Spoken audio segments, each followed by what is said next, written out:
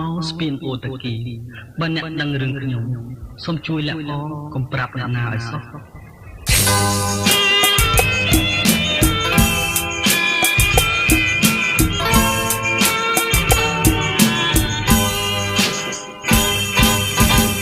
សម្រងទាំងខ្មៅលើដំបៅចាស់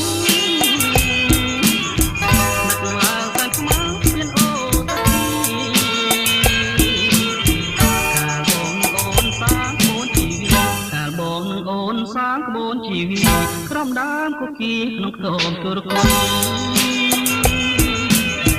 កូនតាមម្ដាយទៅមង្គលបរិមានផ្ញើសំដីឲ្យបងមួយណាត់បងជាកម្មកររថភ្លើងកំសត់បងជាកម្មកររថភ្លើងកំសត់ទស្សញាសម្បត្តិតាមអ្នករត់ស្រាប់តែអូនថ្មីហើយជីវិតមកហើយទុកស្នេហ៍ស្អាតម្ដាយអូនជេរផ្ញើតាមអ្នករុនម្ដាយអូនជេរផ្ញើតាមអ្នករុន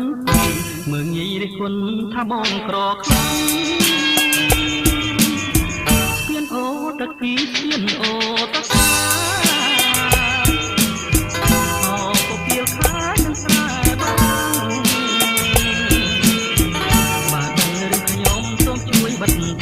បើដឹងរឿងខ្ញុំសូមជួយបិទបាំងធ្វើជារនាំងបាំងស្នេហ៍នេះ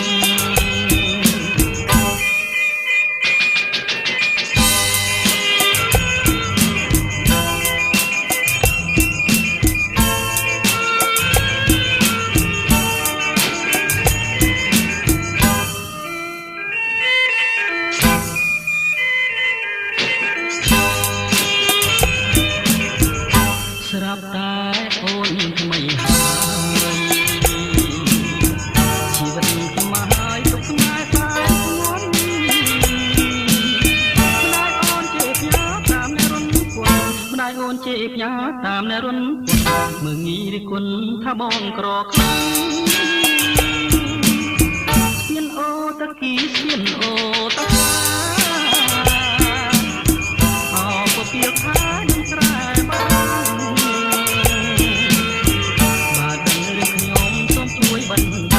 បើដឹងរឿងខ្ញុំសូមជួយបិណ្ឌបាំងធ្វើជារនាំងបាំងស្នេហ៍នេះផ